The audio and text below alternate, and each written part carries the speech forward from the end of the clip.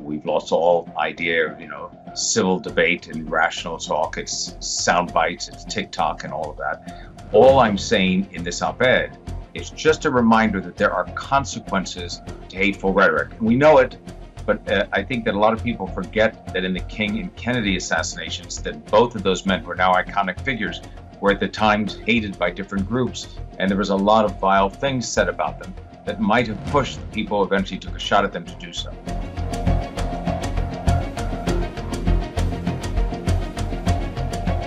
Welcome to another episode of Counterculture, the show that stands at the intersection of reason and faith in the battle against sentimentality. I watched with glee while your kings and queens fought for 10 decades for the gods they made. I shouted out who killed the Kennedys when after all it was you and me. Admittedly, Mick Jagger does it better. Those, of course, some lyrics from Rolling Stone's Sympathy for the Devil, released in 1968 based on a Russian novel from the 1930s, and it all has applicability today. First, man, are the Rolling Stones old. I can't believe they're still touring. Second, nothing new in this world, I suppose. And that's what our next guest argues in explaining the failed assassination attempt on Trump.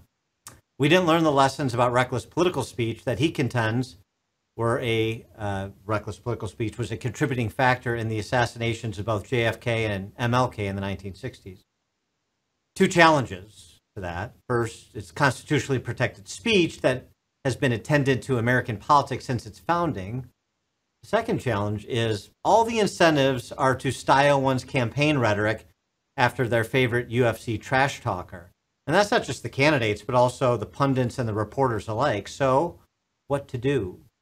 For some thoughts, we're pleased to be joined by investigative journalist Gerald Posner. Posner is a Pulitzer finalist. He's also the author of Pharma, Greed, Lies, and the Poisoning of America, as well as Case Closed, Lee Harvey Oswald and the Assassination of JFK, and the book Killing the Dream, James Earl Ray and the Assassination of Martin Luther King Jr. Gerald Posner, welcome. Thanks for joining us. Appreciate it. Yeah, thanks so much. And look, I listened to your intro and I absolutely agree. It's protected speech. So I'm never suggesting that we can't have it. Right. And at the same time, I understand also that political campaigns in the modern era go for the lowest common denominator. We've lost all idea of, civil debate and rational talk. It's sound bites, it's TikTok and all of that. All I'm saying in this op-ed is, hey, you know what?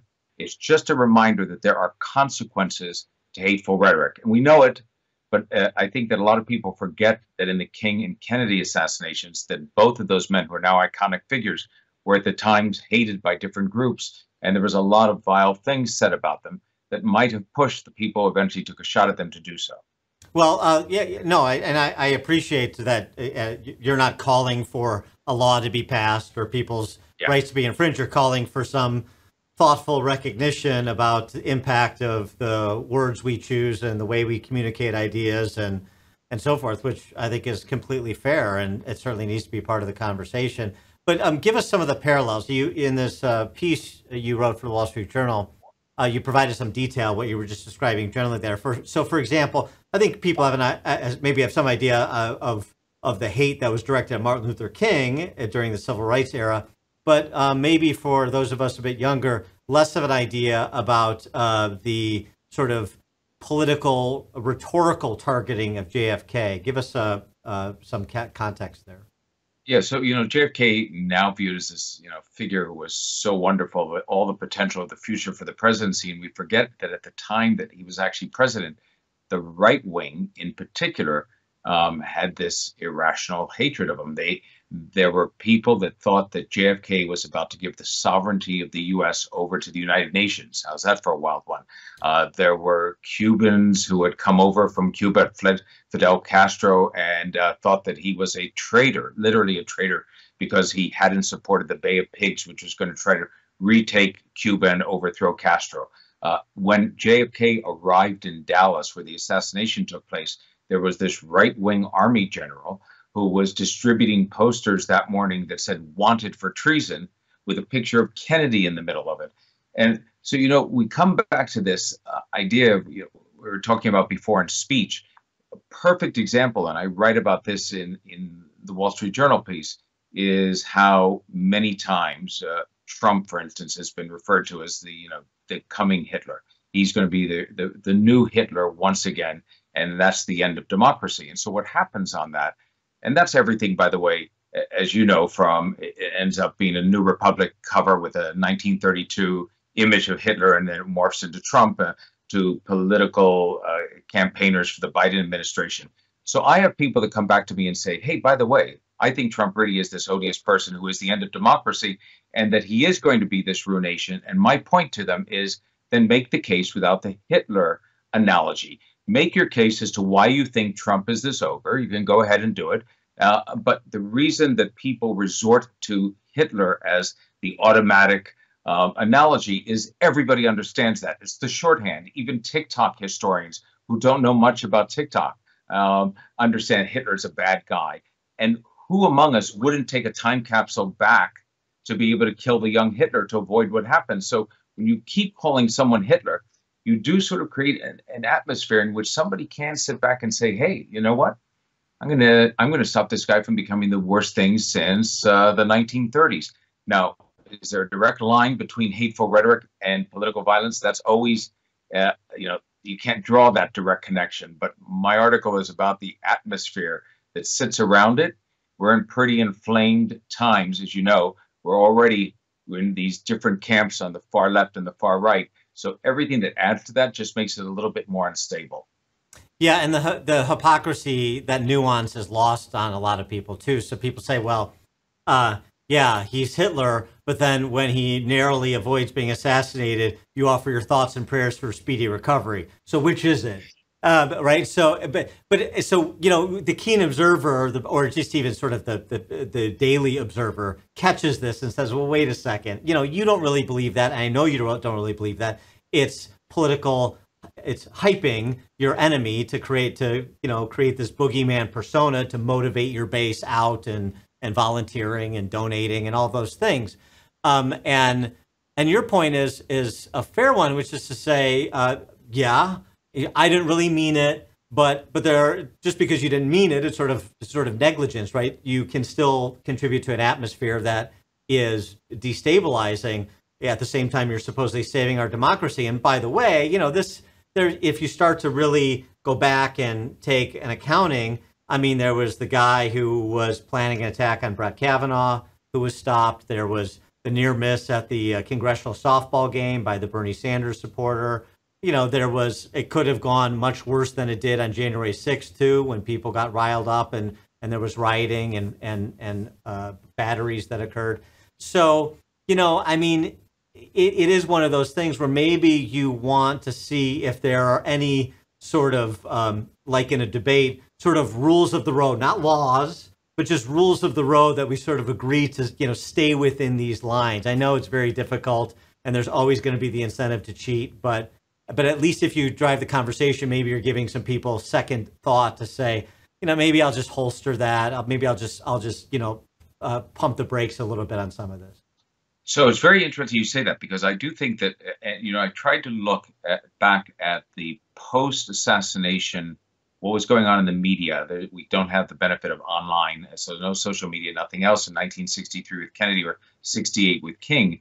But there was this moment for 2-3 months, it appears to be, in which the country seems very united. Everybody is condemning racism after Martin Luther King is killed. There's this tremendous outpouring. There's a lot of unification.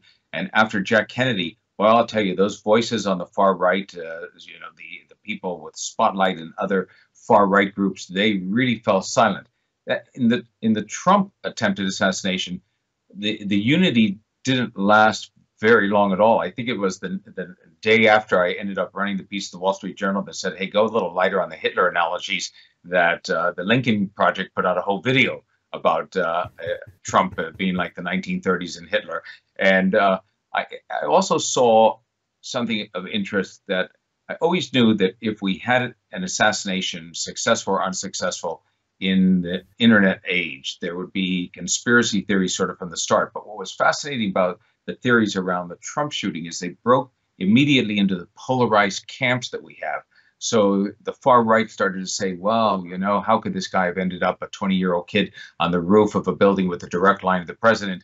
All the mistakes the Secret Service made, those must have been intentional. because they were actually letting him get shot. And then, of course, on the far left, you had people said, oh, come on, attempted assassination, not at all. This was like professional wrestling. This was staged. It must have been Trump pulling it off. He must have had a razor in his palm and he cut his own ear when he went down. The extent to which those two camps came out, which is staged or immediate government did it, was really rather remarkable at warp speed. But why should I be surprised? Well, right. And it's funny, too, because, I mean, obviously, as you well know, the conspiracy theories still swirl around JFK's assassination because of the Warren Commission's less than forthrightness. And this was a conversation, too, part of the climate that you're talking about, part of what exacerbates is when you have federal agencies that once had a lot of respect, that don't have a lot of respect, at least among half the population, and that can change which half, in a given event. And they're seemingly incompetent, and they layer their incompetence with stonewalling and sort of patronizing ongoing investigation. You don't deserve to know this. I'm not going to tell you that. And so what fills the void? Those competing conspiracy theories. Yeah, you're absolutely right. I mean, you hit the nail on the head, which is you have this, people look at things like what happened with the Secret Service on the attempted Trump assassination, and as more disclosures come out, they say to me, they can't be that negligent. I said, oh, don't underestimate the level of government incompetence. I mean, even at the levels in which you think it's going to be great, like the Secret Service, doesn't surprise me. And then what happens is, I'll tell you how the bureaucracy kicks in. They immediately try to cover up the level of that negligence. They point the finger somewhere else. They hold back on the documents that might expose how bad they really were. They don't want to lose their jobs. And that cover up, and it took place both on the Warren Commission, the CIA was petrified that the Warren Commission might find out the CIA was in bed with the mafia trying to kill Fidel Castro and all these failed assassination attempts. So they hid all this information from the Warren Commission. When that came out 15 years later, it looked absolutely terrible. And the same on the King murder. All of these files closed up because the FBI had been illegally having surveillance on King. So it's not surprising that the Secret Service, in this bungling operation, now stonewalls the entire process, and people will have no faith, whether it's the new House Congressional, investigating committee that's been put together with 8 Republicans and 7 Democrats, or whether the Senate puts one together, or whether it's a 9/11 style panel that, I suggested in a New York Times piece. In the end, a lot of Americans are just going to dismiss it and think that something else is still there because they don't have all the evidence. Well, right. But it seems like we had this conversation with Thomas Baker, who was the FBI supervisory agent on the Reagan assassination. And, and Tim McCarthy, who was a Secret Service officer who took a bullet for Reagan. And they're all saying the same thing. One of the reasons there's less conspiracy theories about the Reagan shooting is because they secured Hinckley's living quarters. They got all the evidence. They tagged it. They presented it. They got a theory of what they think happened, and they told the public what they think happened, right? And then you want to poke holes in it. You want to say that it was not really this, it was that, fine. But at least we have an operational theory that's supported by the manifest weight of the evidence, and we've presented it to the public. So ask questions, dispute it all you want.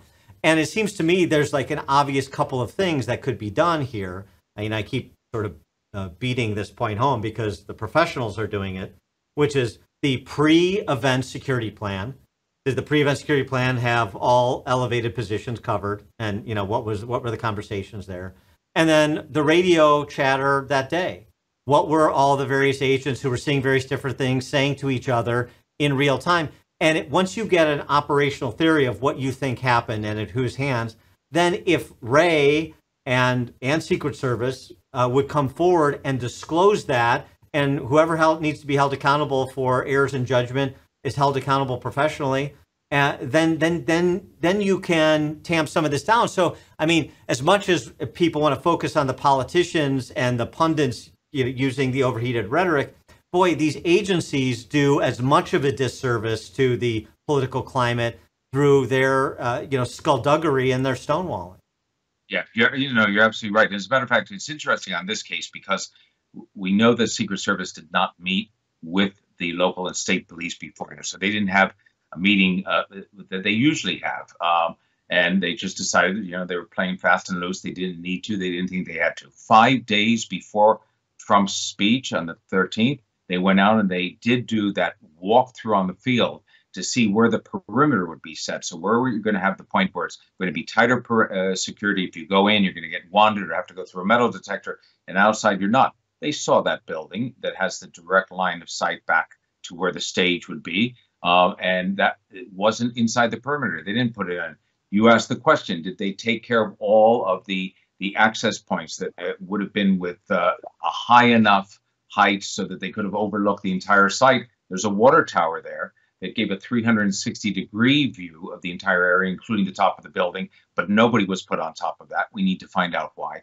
They never ran an operational drone beforehand, although the 20-year-old shooter Crooks, in fact, ran it 3 times. So there's plenty of questions here. And when you mention the Reagan shooting, not only was that the cleanest in terms of the public accepting it, but it's ironic that the one assassination attempt that's been done in modern American history in which we have a very clear idea of the motive turns out to be from the one person who's adjudicated by the court system to be legally insane. He tells us why he's trying to do it, to impress Jodie Foster. It turns out, as crazy as that may sound, it actually is true.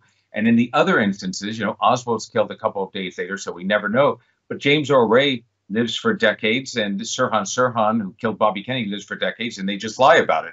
Ray was saying there was somebody else involved, and he never came up with the person. And Sirhan says, I don't remember anything. So just because the assassin lives doesn't mean you're going to get to the truth. But in the Reagan case, we actually did. And I think there's one last wrinkle on this, which feeds conspiracy theories from the get-go, and that is, when it is a close assassination or attempt, meaning that the person pulls out a pistol, and that's the way we used to be used to somebody trying to get shot, from Lincoln and on.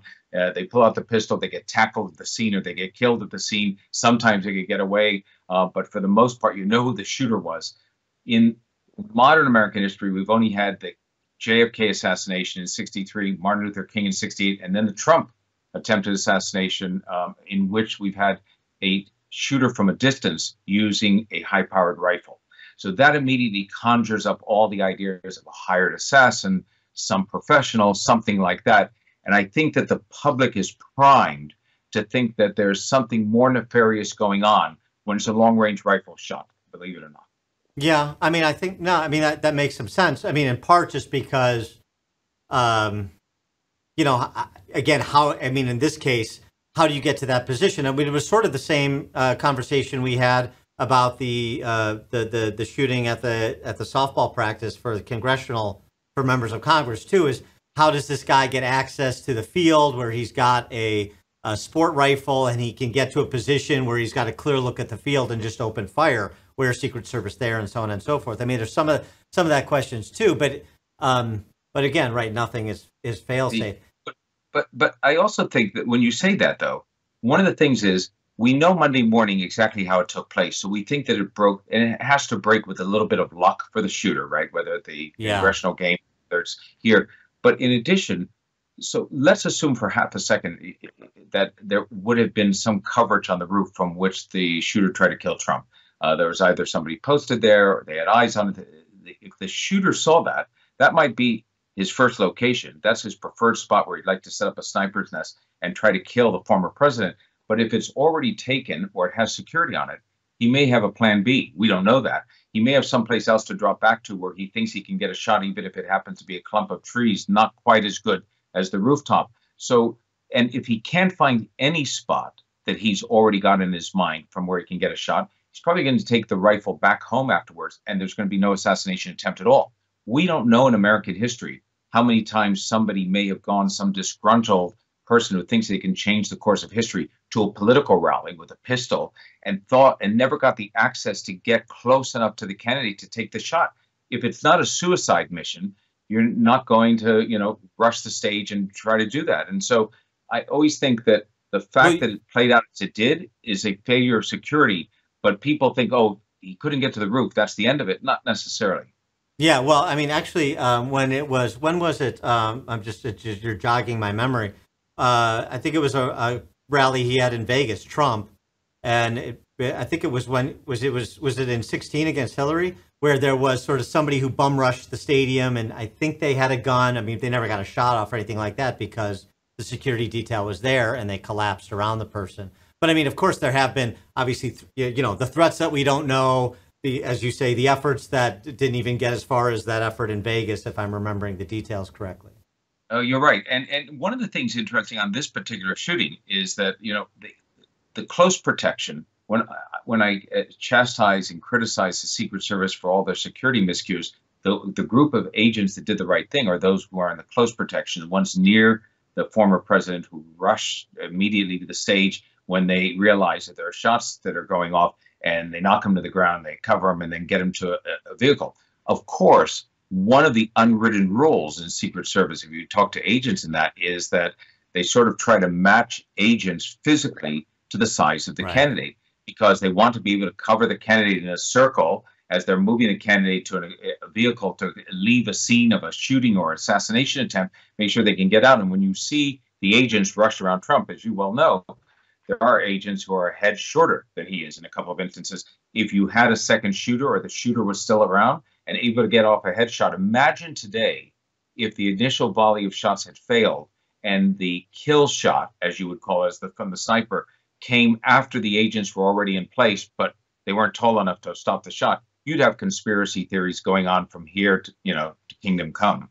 Yeah, and again, I'm still, Occam's razor here. I'm in the incompetence camp.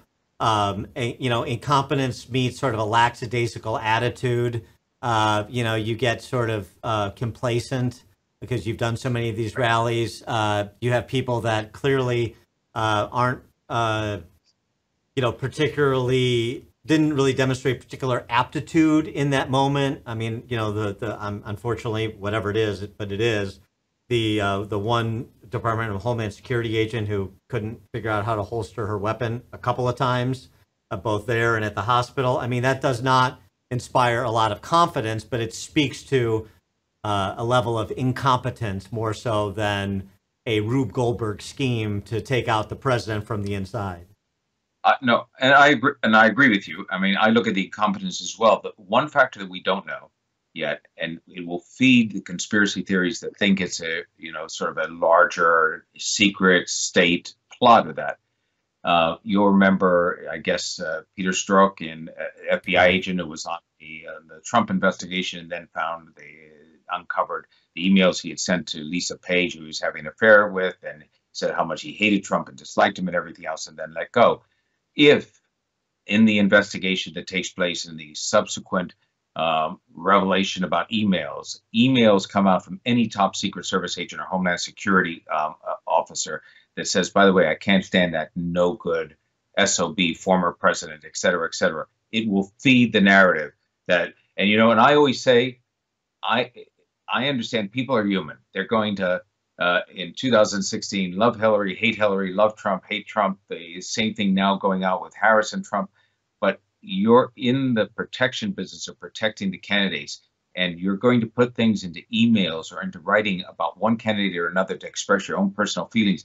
It's hard for me to imagine something being dumber than that, but people do it. And if that's eventually found out, people will think that they were negligent, they pulled back, they were lighter on the security. And then we do have the story which feeds that, which is that for 2 years, the Secret Service said no to the Trump team on their request for extra security or providing it. And at first, Secret Service representative, the spokesperson, said that's not true. Then the Washington Post, no friend to Trump, broke the story with 4 unattributed, the names weren't disclosed, but sources within the Secret Service who said, yeah, by the way, this did happen. Then the Secret Service officially said, okay, we did. They weren't major things, but for 2 years, yeah, we weren't giving them everything they wanted to. So that feeds that narrative too. Well, I agree. And so does the point you brought up before, which is, any sort of time when you have protocol broken. So the unusual lack of a meeting between Secret Service and local law enforcement that were going to be part of the security detail that day. It's very much like Stephen Son, the Capitol Police Chief on January 6th, who said, my interactions with federal personnel, with We didn't do the normal briefings that we do when it comes to preparing for a big event like this, and making sure, the left hand knows what the right hand's doing. And so it would, all of the things that he said, which, by the way, have yet to be repudiated by anybody else, which is very interesting. That speaks to, like, okay, so what was the FBI doing? And then Christopher Wray won't tell if there were agents on the site, or how many agents, and what they were doing. And so, of course, it's going to breed, if nothing else, it breeds legitimate skepticism and a legitimate loss of trust in these agencies. And then, the next level is to suggest that these people are actually engaged in some sort of fifth column action against politicians they don't like. And right. I mean, and that's increasingly destabilizing. That's why I like your piece about this conversation and about the sort of political environment you have to look at. But it's much more expansive, it seems to me, than in previous instances of an assassination or assassination attempt in this country, because it indicts sort of the entirety of government and the agencies that have the most power, that we expect to uphold the highest standard because they do. And we're seeing them come well short of that. Yeah, no, you're absolutely right. As a matter of fact, so what I think of as media is an investigative journalist. So, there are questions that I would love to be able to ask and find out, and they will eventually be found out. But so when I see that the Secret Service did not meet with the local police or the snipers team or anything else that it asked for, that didn't take place. Then what I want to know is this something that had become the norm for the Secret Service? Here they have all these different things they're going to have. They have Jill Biden is in Pennsylvania that day, and they have the vice president there. They've got all types of people to protect. And did they just get a little sloppier and lazier over time? And they often skipped that meeting with the local police, or is this an exception? Is it unusual, which makes it then, of course, look much worse? We don't know the answer to that yet. So is it ingrained institutional laziness and sort of, they've cut the corners for a while and they got away with it and they didn't think anything else? Or for some reason, they just didn't do it here, and this is the one that came back to bite them on the ass, and we'll find that out. Yeah. And it seems to me like all this, it becomes a punchline, right? Donald, Hitler, Stalin, Pol Pot, Trump, right? I mean, it's all but this is the same group that called George W. Bush Hitler. Right. So we've been here before. Everybody who disagrees with me is Hitler. Everybody who goes to war is spilling blood for oil, at least if it's a Republican administration. Right. Which is essentially an accusation of, borderline treasonous accusation. Mm-hmm. So I mean, so this rhetoric, as I said in the outset, and if you go back to the beginnings of the country's history, I mean, the accusations that fly back and forth between presidential candidates and congressional candidates and the name calling, I mean, this. So, I just go back again to say, like, how do you drive a conversation that's actually genuine? I'm not talking about Dick Durbin saying, oh, my gosh, the civility in our politics. And then he turns around and calls Trump Stalin for the 100th time. I'm talking about like a serious, can we agree to try to aspire to like a firing line debate from back in the Bill Buckley, John Kenneth Galbraith debate days, or something like that? I think we're past it. I don't see it coming back. And, and even if you get to a point where, the Democrats will say, okay, we're going to be much better, we're not going to do it. They send out the talking points. Then, Trump will say the Biden crime family, and everybody on the other side starts to get crazy. Right. Right. And so one of the things I say to people on this is, by the way, before Hitler, you had to make the case that somebody was a danger to take the office without using a Hitler analogy. It didn't exist. There wasn't the easy one reference. In the 1920s or in the teens, people called other candidates terrible things, as you said. It's absolutely true. They said they were a threat to the country. They wouldn't honor the Constitution. But you didn't have the Hitler job as an easy one. It's such a lazy fallback. And I've written about, Nazis and the Third Reich. My wife has written about Nazis. And so we get that, but we say to people, think it's impossible to make your argument without the Hitler analogy. It was done in all of human history until Hitler existed. So you can do it. It's just a little bit more work. Yeah, right. It's like, fill in the blanks for me. Tell me exactly where the concentration camps are going, how he's going to get there, how he's going to circumvent Congress, how he's going to get his cabinet to go along with it, the military to go along with it, the people to go along. right? It's just so much more complicated than somebody wants to be Hitler, so that person's going to be Hitler. That's exactly right. And so I do like it. There is, and it's that facile sort of view, and that's fed without any doubt. We can have a conversation like this. It's great, but a lot of people, but up to 25 years of age, between 14 and 25, I'm always suspect of these polls that claim they have some figure like this, but I think it was a Newsweek poll that said 42 or 45% of these essentially kids get their news from TikTok. All right, that's a pretty bad sign. So there's nothing that I can do to sort of change the narrative if you're getting it from TikTok, where the whole thing is to be driven by the number of views and how viral a video can get. And it doesn't go viral if it happens to be common sense. Yeah, the only worst news source would be like the network news or the Associated Press these days. At least just my commentary. If the network news could figure out a way to get the viewership of TikTok, they would do it. Yeah, absolutely, 100%. There's no question. Gerald Posner is a Pulitzer finalist. He's the author of Pharma, Greed, Lies, and the Poisoning of America. Also, Case Closed, Lee Harvey Oswald and the Assassination of JFK, and Killing the Dream, the James Earl Ray and the Assassination of Martin Luther King Jr. Gerald Posner, thanks so much for joining us. Really appreciate your time and observations. Yeah, thanks so much. It was a pleasure. Great to join you. Thank you.